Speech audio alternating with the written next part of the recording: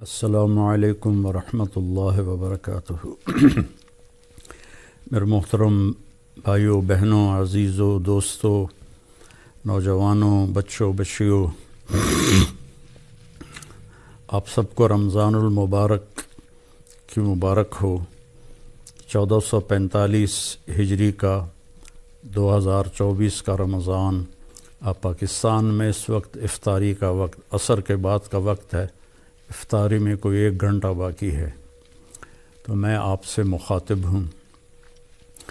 میرے اللہ تعالیٰ نے ہمیں ایک خوبصورت حکم دیا ہے غریبوں کی امداد کے لیے، اور اس کے لیے بڑی خوبصورت تعبیر ہے جو پورے قرآن میں اور کسی عمل کے لیے نہیں ہے۔ وہ اللہ تعالیٰ نے ایک جگہ فرمایا فَلَاقْتَحَمَ الْعَقَبَةَ وَمَا أَدْرَاكَ مَا الْعَقَبَةُ فَكُّ رَقَبَةٍ أَوْ إِطْعَامٌ فِي يَوْمٍ ذِي مَسْغَبَةٍ يَتِيمًا ذَا مَقْرَبَةٍ أَوْ مِسْكِينًا ذَا مَتْرَبَةٍ ثُمَّ كَانَ مِنَ الَّذِينَ آمَنُوا وَتَوَاصَوْا بِالصَّبْرِ وَتَوَاصَوْا بِالْمَرْحَمَةِ أُولَئِكَ أَصْحَابُ الْمَيْمَنَةِ۔ اللہ تعالیٰ نے اعمال کے لیے ترغیب کے لیے مختلف تعبیرات استعمال کی ہیں۔ یہ بالکل انوکھی تعبیر ہے مال کو خرچ کرنے کے لیے، کہ کیوں نہ گھاٹی کو کیوں نہ کودا وہ گھاٹی پر میں۔ اس کی ہم آج اس کی طاقت کو سمجھ نہیں سکتے کہ آج جہاز ہیں، گاڑیاں ہیں، موٹریں ہیں، پل بن گئے ہیں، تو اس کو 1400 سال پیچھے لے جائیں کہ سفر ہے، آگے چڑھائی بھی ہے، آگے کھائی بھی ہے، اور اس کھائی کو پار بھی کرنا ہے۔ کوئی پل نہیں ہے، جہاز نہیں ہے، گھوڑا ہے۔ یہ ہوتا تھا کہ پھر نیچے اتر کر پیدل دوسری چڑھائی پہ چڑھتے تھے۔ کچھ لوگ ایسے ہوتے تھے جو گھوڑے کو اٹھاتے تھے پیچھے سے لا کر، وہ چھلانگ لگاتا تھا، اور اس میں جان کا بھی خطرہ ہوتا تھا کہ گھوڑا نیچے گر سکتا ہے، اور وہ پھر الحمدللہ پار اگلے کنارے پر جا کر گھوڑا اترتا تھا۔ تو اس میں اشارہ ہے کہ تمہاری طبیعت پر یہ مشکل کام بتا رہا ہوں۔ کیا ہے کہ انسان کو پیسے سے پیار ہے، اس لیے اللہ نے پورے قرآن میں بِأَمْوَالِكُمْ وَأَنفُسِكُمْ وَجَاهِدُوا فِي سَبِيلِ اللَّهِ بِأَمْوَالِكُمْ وَأَنفُسِكُمْ وَتُجَاهِدُونَ فِي سَبِيلِ اللَّهِ بِأَمْوَالِكُمْ وَأَنفُسِكُمْ۔ اللہ نے پیسے کو پہلے ذکر کیا ہے، جان کو بعد میں ذکر کیا ہے۔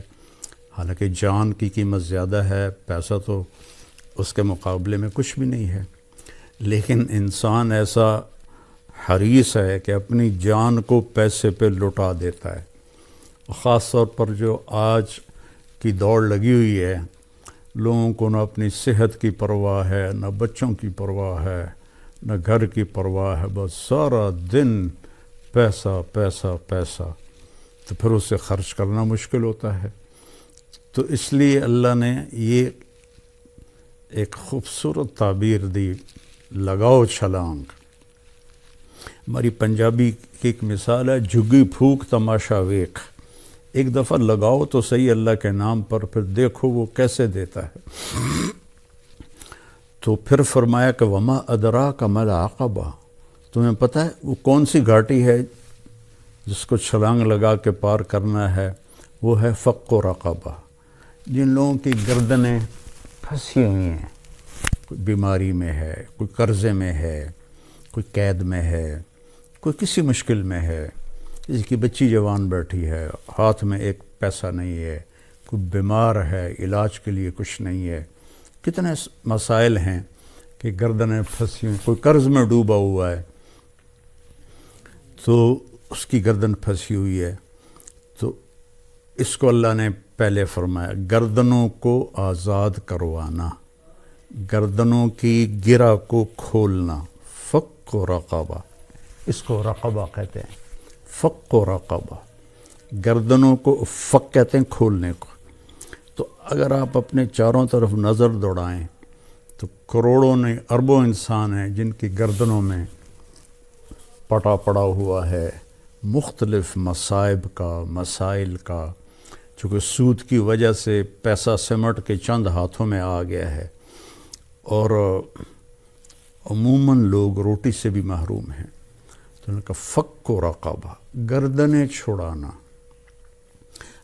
او اطعام فی یوم ذی مسغبۃ، کھانا کھلانا بھوکے کو کھانا کھلانا. مجھے ایک بات یاد آ گئی، 1982 میں نظام الدین گیا تھا ایک چلے کے لیے. تو میں نماز کے بعد تھوڑا ٹہلنے کے لیے باہر نکل جاتا تھا. ایک جگہ سے گزرا تو ایک فقیر بیٹھا تھا سفید داڑھی. تو کہنے لگا کھانا کھلا دو بابا بیٹا. تو میں نے آزمانے کے لیے کہا آپ کھائیں گے؟ ہاں جی. میں نے کہا آؤ. تو میرے ساتھ جلدی سے اٹھ گیا. میں گیا آگے، ایک اچھا سا ہوٹل تھا، میں اسے وہاں لے گیا. میں نے کہا بابا جی کیا کھاؤ گے؟ کہنے لگا بریانی کھاؤں گا. تو میں نے بریانی کا آرڈر دیا.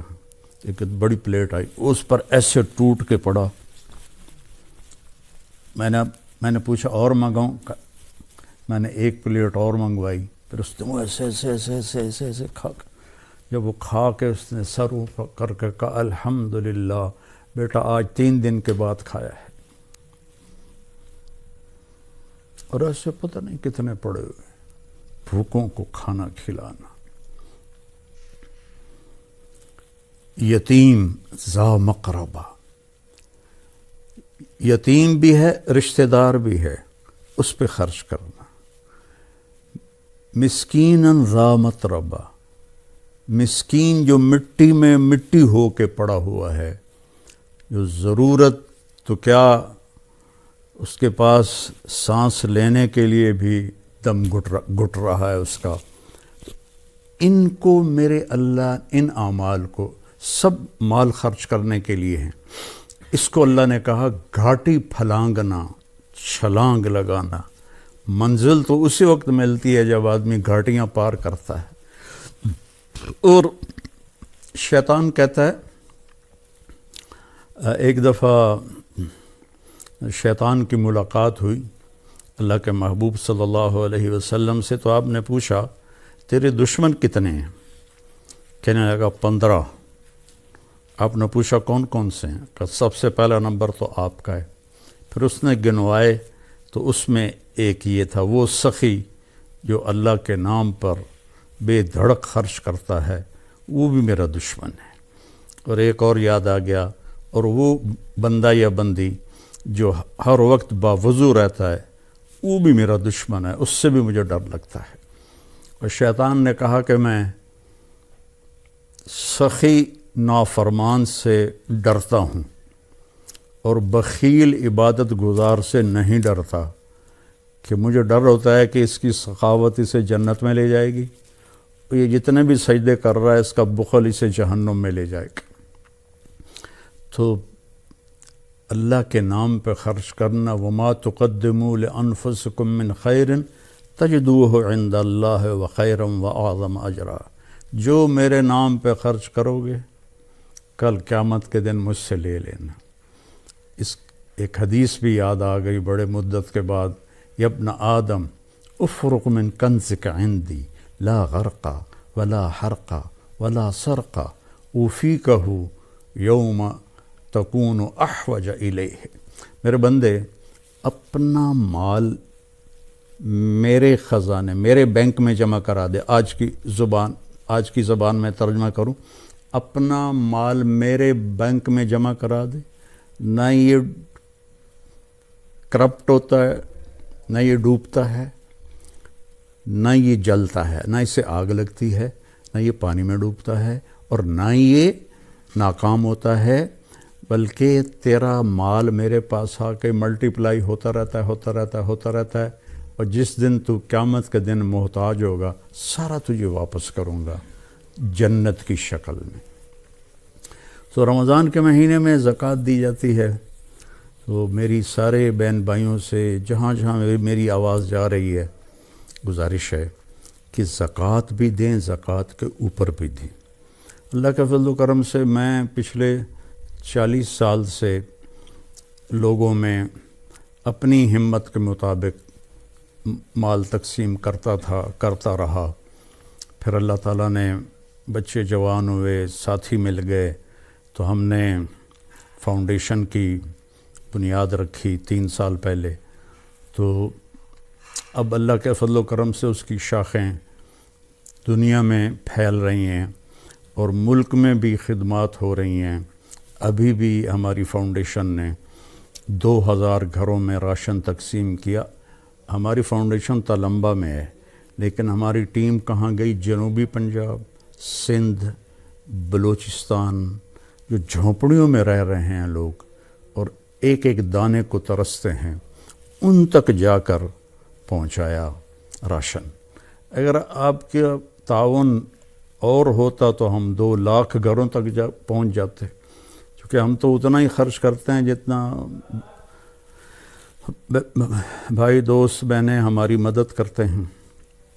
اور میرے نبی نے سب سے پہلے یہ میرے نبی نے کیا ہے کہ آپ نے اصحاب صفہ کی کفالت فرمائی، اور روزانہ رات کو آپ مدینے والوں کو جمع کرتے اور کہتے بھائی یہ غریب لوگ ہیں، کون کھانا کھلانے لے جائے گا؟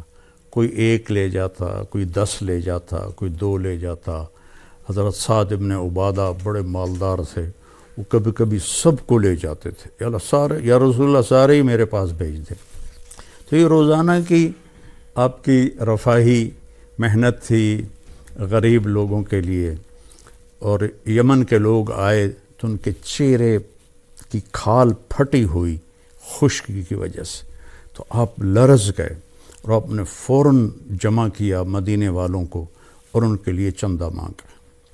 تو یہ میں اپنے لیے تو میرے مدرسے پچھلے کتنے سالوں سے اللہ مجھ سے کام لے رہا ہے، میں نے کبھی اس طرح بیٹھ کے مدرسوں کے لیے چندہ نہیں مانگا، لیکن جب سے یہ غریبوں کی دعائیں سنی اور ان کی ضرورتوں کو پورا ہوتے دیکھا۔ کل ہی ایک عورت میرے پاس آئی کہ جی یہاں گلیوں میں مانگتی پھرتی ہے، کہنے لگی جی میں کرائے پہ رہتی ہوں، 5000 کرایہ مہینے کا، وہ کیا ہوگا جس کا کرایہ 5000 ہے؟ تو 3 مہینے سے کرایہ نہیں دیا اور اب مالک مکان نے کہا کہ گھر خالی کر دے، میں بیوہ ہوں، میرے پاس کچھ بھی نہیں، تو میرا 3 مہینے کا کرایہ دے دو۔ تو میرے آنسو نکل آئے، میں نے 15000 اس کو پکڑایا تو وہ میرے پاؤں میں گر گئی، حالانکہ 15000 کیا چیز ہے، میرے پاؤں میں گر گئی۔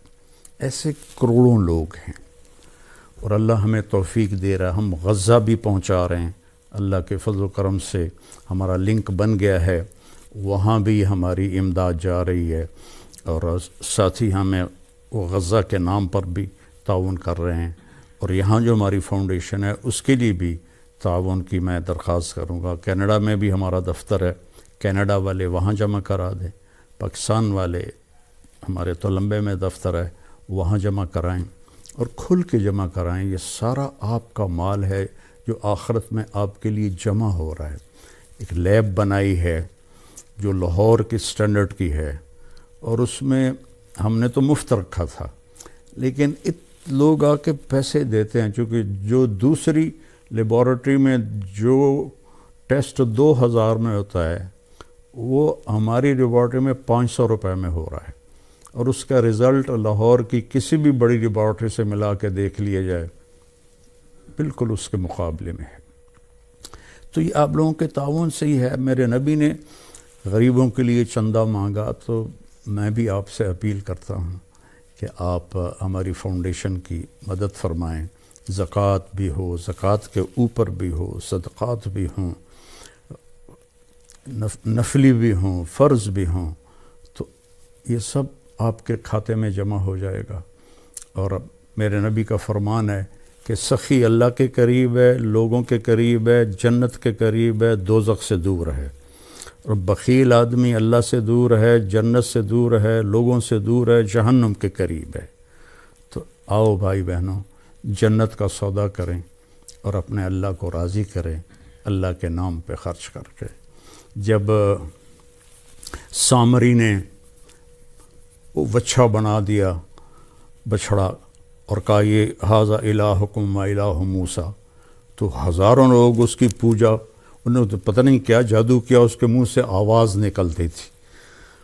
تو موسیٰ علیہ السلام کوہ طور سے واپس آئے تو دیکھا وہ بچھڑے کی پوجا کر رہے۔ تو اللہ تعالیٰ سے پوچھا یا اللہ کیا حکم ہے؟ کہا ان کی توبہ یہ ہے، انہیں قتل کرو۔ تو ان سب کو قتل کیا گیا، اور موسیٰ علیہ السلام رنجیدہ سے ہوئے تو اللہ نے ایک دم جنت دکھا دی کہ دیکھ تیرے بندے یہ جنت میں بیٹھے ہوئے ہیں جو قتل ہوئے ہیں۔ سامری کو پکڑا، جب اس کو قتل کرنے لگے تو اللہ جبریل آ گیا کہ اللہ کہہ رہا ہے اسے قتل نہ کرو، اسے چھوڑ دو، یہ ویسے ہی مر جائے گا۔ موسیٰ علیہ السلام حیران ہو گئے، یا اللہ سارا کام تو اس نے خراب کیا، وہ ساری بے ایمانی تو اس کی تھی، سارے نے سجے تے پا چھڑیا، تو انہوں فرما رہے ہو بھی چھڑ دے وہاں کی وجہ ہے؟ اللہ تعالیٰ فرمائے کم بخت سخی ہے بڑا، تو سخی نو قتل کرنا مینوں چنگا نہیں لگتا، اے آپے نو میں مار دیواں گا۔ تو وہ بخار سے مر گیا تھا۔ تو میری اپیل ہے آپ سب سے کہ آپ کھل کے تعاون فرمائیں۔ السلام علیکم ورحمۃ اللہ۔